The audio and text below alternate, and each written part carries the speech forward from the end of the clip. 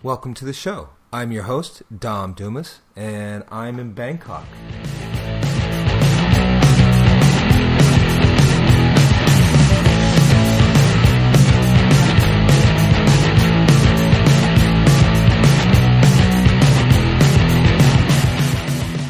Kiss, episode 18. First, I want to say this is about Kiss the band, not about kiss my girlfriend or kiss my wife, kissing. No. This is about the band that started in 1973. But first, I need to apologize. If I sound a bit muffled, it's not because of my recording equipment. It's because I'm a bit sick. I've been sick all weekend, and I've got a bit of a head cold. I'm not sure what happened. It hit me on Friday night, and I've been trying to shake it off ever since, so I do apologize. But now, back to the show here. I've been a fan of Kiss. Well, Kiss started, like I said, in 1973 with Gene Simmons, Peter Criss, Paul Stanley, and Ace Frehley. And there's a whole big story about the whole tryout process because it all started with Gene Simmons and Paul Stanley. If you know anything about the band Kiss, you know that's how they got started. Is those two were in a band called Wicked Lester, and it wasn't doing what they wanted to do, so they wanted to find a different outlet or a different avenue to go. And it's really a quite interesting story, but this isn't that story. This is about my story with Kiss. I was introduced to Kiss about 1976, so that would have put me at about 5 years old.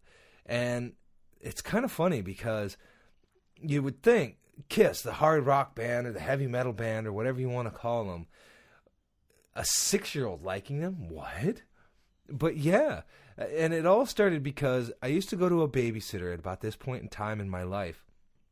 And my babysitter's son, who was in later elementary school, maybe 6th or 7th grade or something like that, or 7th grade or 8th grade. He was much older than I was. Anyway, I remember him coming home, and he was so excited because he had got the new Kiss album, and I'm like, Kiss? What is Kiss? I mean, I was 5 years old. It's like, what's going on? And he showed me the album cover, and I'll post a picture of that particular album cover in the show notes in domdumas.com/18. And the album was Destroyer, and it was amazing. It was these guys, they were all dressed in business suits, but they had face paint. And I'd never seen anything like this before, so I was blown away by this to begin with, just by the look of the album. And then he put the album on. Let me explain. For a lot of you who might be listening to this podcast or watching it on YouTube,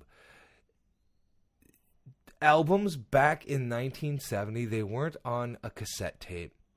They weren't on CDs. The MP3s hadn't even been created yet. Neither had CDs for that matter. And cassette tapes, not so much. I mean, yeah, they were around, but I don't remember a lot of people, at least that I knew, were listening to cassette tapes back then. So this is what now they call vinyl, which was a record or an LP, which is a big disc. And it was like black, and it was, if I'm not mistaken, it was made out of a type of wax material. And what I'll do is in the show notes, like I said, at domdumas.com/18, I'll put in there what a record is actually loosely made out of.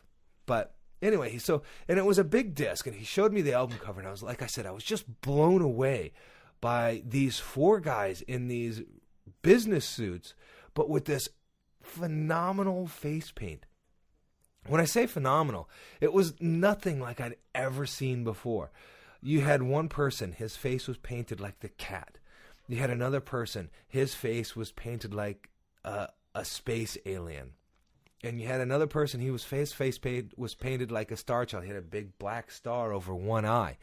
And then the last person, Gene Simmons, his face was painted as a demon. And come to find out years later that each kind of represented what these people were.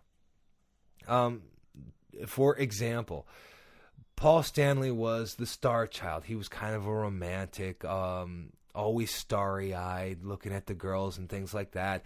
Gene Simmons loved horror movies, and he loved comic horrors and things like that. So he kind of represented the horror genre, which was the demon look that he had. And Peter Criss was the cat because he considered himself to have 9 lives because of the way he grew up, which was in such a nice neighborhood. And Ace Frehley, being the space ace or the space cadet, because he was always just kind of a little bit out there. As a matter of fact, if you listen to any of his interviews today, you kind of see that he still is, although he is sober, still is a little bit out there. But yeah, so you had these 4 guys with this amazing black, white, and silver face paint. And there was a little bit of green in Peter Criss's face paint. But the album, which came out, I believe, in 1975, was Destroyer. And when my babysitter's son showed this to me, it was just phenomenal. I was blown away by it. And then he put the thing on his record player in his room. And in my babysitter's house, all of us kids that were being babysat, we were down in the basement. And my babysitter's son had a room. His bedroom was kind of off to the side, not not in the main area. You had to walk through 2 doors to get to his bedroom and stuff. But still, the speakers that he had on there at the time were just amazing. And he put this music on. He put this album on, and he put the needle down on the record. And oh my God, I was blown away. I'd never heard anything like this before. Don't get me wrong, I'd listened to rock and roll. My dad was a big rock and roll fan. He loved 50s rock and roll. He loved 60s rock and roll. But I'd never heard anything like it was coming out of those speakers at that moment. And I was just so blown away at 5 years old. So it was amazing. The first song that played was Detroit Rock City. Oh my God, it was amazing. Just the sound of the guitars and the drum and the singing. And it was phenomenal. And then the next song was King of the Nighttime World. Great song. It wasn't a song that really spoke to me, but it was a great song. And then God of Thunder. This song was sung by Gene Simmons. And it was just amazing. And you just could hear, he just was like, God of Thunder. And it was just, sorry, like I said, I have a bit of a cold, so that made me cough a little bit. But just hearing him sing this song, and it made you feel like you had the power to take over the world just because you were a part of this God of Thunder. And then Flaming Youth. Again, this was another song that not necessarily didn't really speak to me, but it really meant a lot to a lot of people in this time frame because it was about the kids of this era. And then when I say kids, they were older than I was. This would have been the junior high students, 12, 13, 14, 15, 16 years old and stuff like that. And then the next song would on the album was Sweet Pain. And again, a great song, but not a song that really spoke to me. And then Shout It Out Loud. You want to talk about a rock anthem. Oh my God. This was the rock anthem of the time. And it's still, when it comes on, people still go nuts, young or old, when they hear this song. You can just see it moves them in such a way that very, very few songs move people. And it's just amazing. And then they had this ballad on the song. And Peter Criss sung it he had this sweet, sweet voice, so much pain, so much agony. And the name of the song is Beth. And you could just hear his heartache in his voice, the way he sung this song. Oh my God, it was enough to bring girls to tears, you know? And it was just, you could hear it in his voice, how he expressed how he was sorry he's sorry that he couldn't come home because the album just isn't quite right yet. They needed to record, make another track. They needed to make another song. They needed to do this. They needed to do that. And he was sorry. They couldn't come home right now. And he's actually got to go now because the boys are calling. And it was such a heart-jerker. I mean, still, I listen to it today and I can feel the emotion in the song. And Peter Criss has an amazing voice that he was never recognized. Well, I can't say never recognized for, but Very rarely was he recognized for the sound of his voice and the way he sang a song. He always sang a song with so much passion, and you really hear it in this song, Beth. And then the next song was Do You Love Me, which was great because basically it is the band asking their groupies, yeah, you like going to our shows, you like the expensive things that the groupies, the women that were with them, they like the things that they can buy them and things like that, but do they really love them? Do you really love me? And this song really kind of said that to those women or the groupies at the time, which I thought was pretty cool. And then the next song, the last song on that particular album was Rock and Roll Party. Another, again, it was a good song, but it wasn't one of the songs that really spoke to me. The songs that really spoke to me, like I had said, are Detroit Rock City. And it just the way it drives you, for me, and God of Thunder, again, it really drives you. It feels like you have so much power when you're listening to that song. Shout it out loud. Huge rock anthem. Loved it. And Beth, such a powerful yet subdued, heart-wrenching song. And I still love it to this day. I love hearing it, and it could almost bring me to tears every time I hear it. And it's such a great song. And I just... hearing this album for the first time, it was like hearing any Kiss music for the first time. It was phenomenal, and I needed to know so much more about Kiss because of this album, so I was constantly asking my babysitter son, dude, what about this, what about that, who are these guys, and then when I was old enough to start buying my own magazines, I could, I started looking, which was quite a few years yet.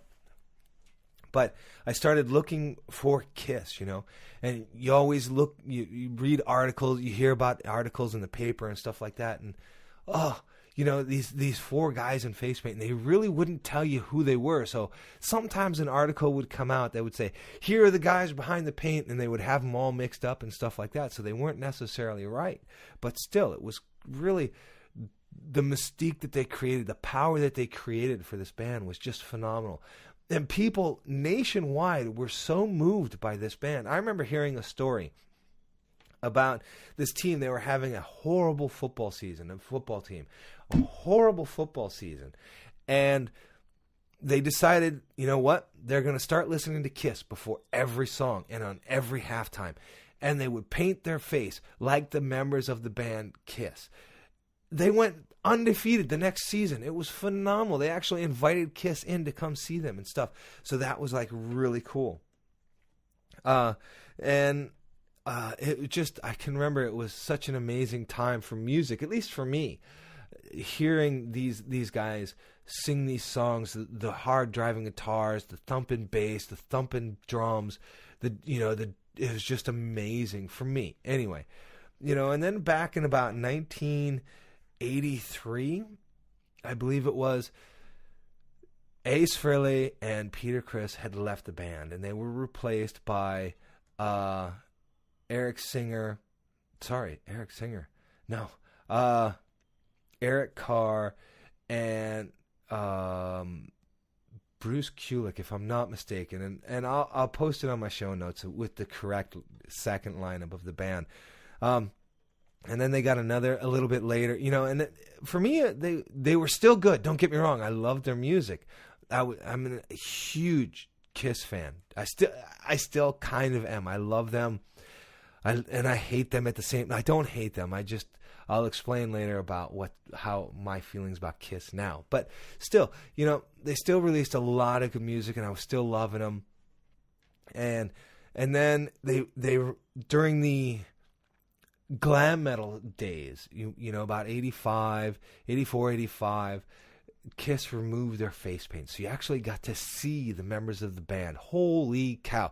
And of course, Gene Simmons, he still had to act up. Not necessarily was he the demon, but Gene Simmons has this phenomenally long tongue, and the way he would make it roll around, he'd drive all the women crazy. Absolutely he would. And he still would he'd flip his tongue out even after they removed their makeup and stuff like that, but they were still great. And this was kind of a time for me when Kiss kind of started losing what made them Kiss, I guess you could say. They released a lot of good music. Don't get me wrong, Hot in the Shade. And now Music from the Elder, not a great album. Even they'll tell you to this date, it's not. They can't stand the album, and it was, everybody was kind of going their own way and stuff like that. But, and then they just started. Things were not going so great for them. And in the 90s, they did a Unplugged show. And what was really amazing about this Unplugged, see, MTV started having bands come on their show, or on their program, doing this thing called Unplugged, which is they'd play their songs. Rock bands would play their songs with no electricity. So they would have acoustic guitars, they had drums, acoustic basses, and things like that. And it just kind of gave no synthesizers. If they had a keyboard, they'd have to play the piano. And it just gave these bands a hugely different sound and feeling to their music. Well, Kiss was asked to come on and do an unplugged version for their music. And just slightly prior to this, now this is all from what I've read, Peter Criss ran into Gene Simmons at a Comic-Con, a convention, a comics convention. And they sat down and they talked and they kind of worked things out, which is good because I can remember in the 80s, I remember hearing an interview on one of the local radio stations back in Minnesota that I used to listen to, and Gene Simmons saying he would never let Ace Frehley and Peter Criss back in the band. I don't know what happened. I do, and you can read about it. They had some issues, but they also didn't like the way the band was going for them. So, but anyway, Peter Criss and Gene Simmons started talking. They started working things out and getting to know each other again, pretty much. And then they decided, well, MTV contacted Kiss and said, look, we'd like you to do an Unplugged, and you could play some of your music. And Gene Simmons said, great. Or Paul Stanley, one of them, said, great, yeah, we'll do it. But what we would like is about halfway through our set, we'd like to invite Peter Criss and Ace Frehley back on and do a few songs from our earlier album, songs like Bath and Shout It Out Loud and things like that. And they were like, oh my God, that would be so awesome if you did it on our show. So what happened is, again, like I said, you've got your first half of the Kiss Unplugged on MTV, and then Gene Simmons says, Paul Stanley says, we've got some members of the family here tonight. And in walks Peter Criss and Ace Frehley, and the crowd just went nuts. Now, I was working, so I didn't get a chance to see MTV Unplugged at the time. But I did get a copy, or I did get the DVD, not the DVD, I did get the CD of Kiss Unplugged. And you can hear the crowd just went nuts when those two walked out on stage. And they did some songs, and they sounded great, and it was awesome. And then Kiss decided, okay, they're going to do something unbelievable. They're going to put all the makeup back on, all the costumes back on, and they're going to do a reunion tour, all original members. And it was amazing. Everybody, I'll be honest, they made so much money. It was just unbelievable. And they toured the world. I can remember when they decided they were going to do it, they were doing some awards show, and they had cameras backstage, and you can see Gene Simmons kind of not skulking, but like walking around he's in his demon state, because he has his makeup on and he has his costume on, and he's strolling around backstage as the demon. So it was pretty cool seeing that on this awards show. And then they came out, and again, the crowd just went nuts for them. Couldn't believe it. I loved it. And they did the reunion tour, and then sold millions worldwide. And then Kiss decided they're going to do their farewell tour. And this is cool. I love when bands decide they've done enough, it's time to call it quits, But for me, this was like one of those things. And I can remember I was on my way home from work. I worked overnight at that point in time. And I was driving my car, and I heard Kiss is coming to Harrisburg. Sorry, not Harrisburg. They're coming to Hershey. This is their farewell tour. They're never going to do another tour. I got home. I talked to who was my wife at the time, and I said, Kiss are coming to Hershey. This is their farewell tour. I've always promised myself I was going to go see them.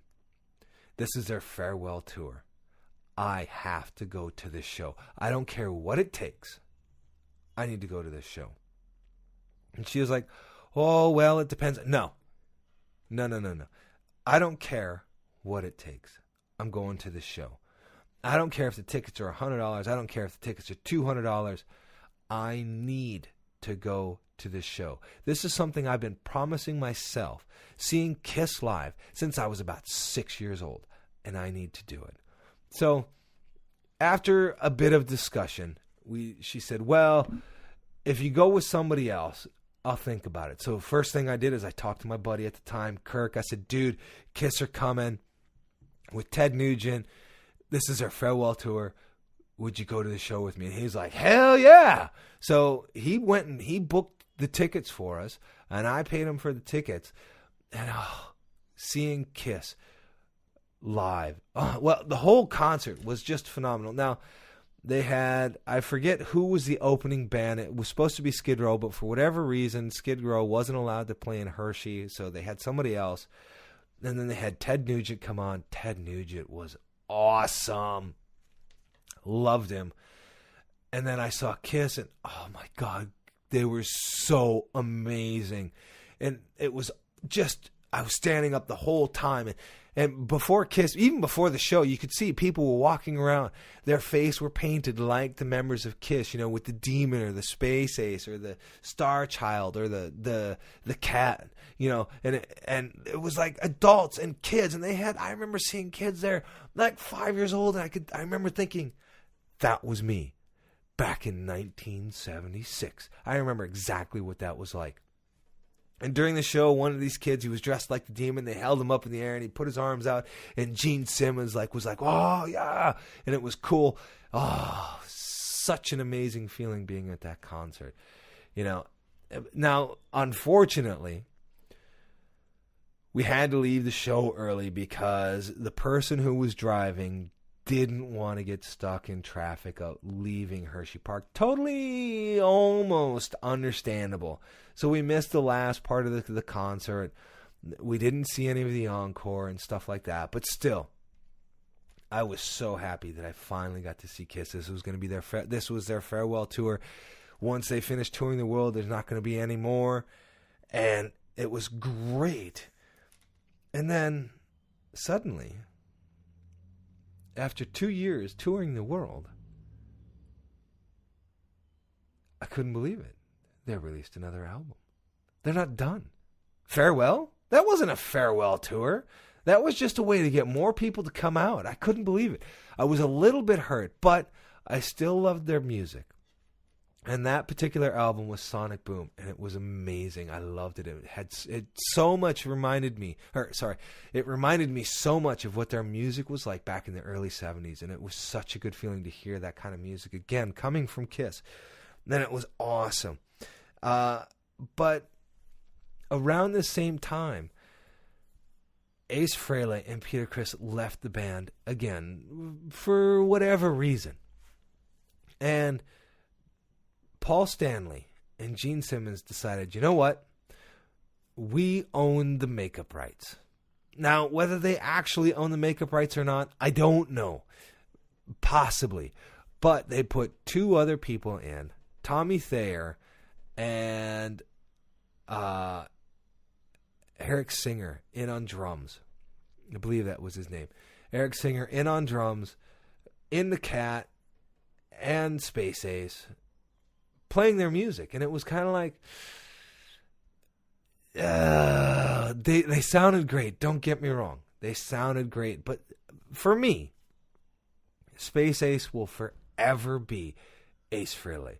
The Cat will forever be Peter Criss. And seeing two other people in those costumes, just even today, because they're still making music, they're still touring, just doesn't sit right for me. And my opinion, and I don't know. You tell me what you think. Should Tommy Thayer and Eric Singer be the Cat? Space Ace and the Cat? I don't think so. But anyway, that's just my feeling. Also, they've written a number of books. Gene Simmons wrote a bunch of books. And Paul Stanley's written a book. Ace Frehley's written a book. Peter Criss has written a book. And they're all great books. I started, of course, with Gene Simmons' Kiss Behind the Makeup, about Gene Simmons and his time with Kiss. And then a little bit later, they released a book of a lot of news articles from the 70s, and they re-released all of their cartoons, their old comics and their newer comics in this big book called Compilation. I'll show you a picture. Tracy got it for me for Christmas one year. Oh, it was amazing. I love it.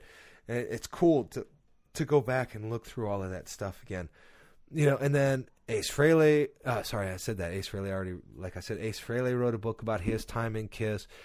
Peter Criss wrote his book. Paul Stanley has written his book. All of them have been really good reads. Well, so far. I haven't read the Paul Stanley book yet. As a matter of fact, that's going to be the next book that I read. So after I finish the book that I'm reading now, I will read Paul Stanley's book. But still, it was really cool. And then, for years, people have been saying Kiss need to be in the Rock and Roll Hall of Fame. And for whatever reason, the snobs at the Rock and Roll Hall of Fame have denied them this opportunity to be inducted into the Rock and Roll Hall of Fame. But finally, in 2014, Kiss, as a band, and if I'm not mistaken, it's just the original members, and I'll have to look this up to be sure, and I'll tell you in my show notes. Kiss, as a band, was inducted into the Rock and Roll Hall of Fame in 2014, and it was amazing. And at this point in time, I was still a diehard Kiss fan. A diehard Kiss fan. And I still love Kiss, don't get me wrong. Now it's time to talk about the part that really makes me sad. I love Kiss. Through and through. Well, not through and through. Some of the things that have been posted that Gene Simmons and Paul Stanley have said in social media just kind of rip my heart out. This is not the Kiss that I grew up with. This is, even what they're doing now with this extra touring and stuff like that. I can't even tell you the last time they released an album, but they continue touring. But just some of the things that, like, rock and roll is dead. Bullshit. There's so many bands out there. The rock and roll still releasing music. There are still new bands coming out that play rock and roll. How can you say rock and roll is dead? And they've made a few other comments that just really, really rip my heart out. How can a band like this, who've meant so much to so many people for so long, get their heads so far up their ass to make comments like this? I don't understand. Even Nikki Sixx is like, asked him, dude, what's going on? Why are you guys making comments like that? To a certain extent, don't quote me. That's not how Nikki Sixx phrased it. But still, it was just like, what's going on? And who knows the story behind it. But, I still love Kiss. Don't get me wrong. I struggle saying I love Kiss. They are still very important to me. I'm not going to get rid of all their books, and I'm not going to get rid of all their music, and I'm not going to stop listening to their music. I still love listening to their music. But it's just not. Gene Simmons and Paul Stanley are not what they were. Something changed in them at some point. And I can't even tell you when it was, or why it was, or how it was. But they aren't the guys that started the band Kiss, And what's funny is Gene Simmons has said Kiss is so much bigger than they are. He foresees that when he decides he's going to stop playing in the band Kiss, somebody else will come in, put on the Demon's makeup, and play. Nah, That's not going to happen. I don't foresee that at all. But, and another thing that really bothers me is I saw them, I think it was last year, they were doing the Arena series. They were playing a bunch of shows for the outdoor hockey games across the United States for the NHL. And they were playing, and it was so obvious that they weren't actually playing. They were lip syncing the songs. They weren't playing the music. And that was such a heartbreak. You know, and it's just like, what has happened to you guys? These are the guys that just would have never done anything like that. What are you thinking? But, you know, so it's really sad for me to see what's happened with Gene Simmons and what's happened with Paul Stanley and what's happened with Kiss in general. And it's really hard, and I still struggle with it. I do. I want to say I love Kiss, but then I think of what Gene Simmons and Paul Stanley have said and what they've done, and it's like, I still love the Kiss of old. But what's going on today, I don't know. I struggle with them. But anyway, enough rambling about that. All right. I'd like to thank you all for listening to my podcast, and I want you to always remember, music is essential to life. It doesn't matter what kind of music it is, as long as it speaks to you. All right. Thanks a lot. I'll see you next week. Bye-bye. Please rate my show or leave a comment or make suggestions of what you would like me to talk about.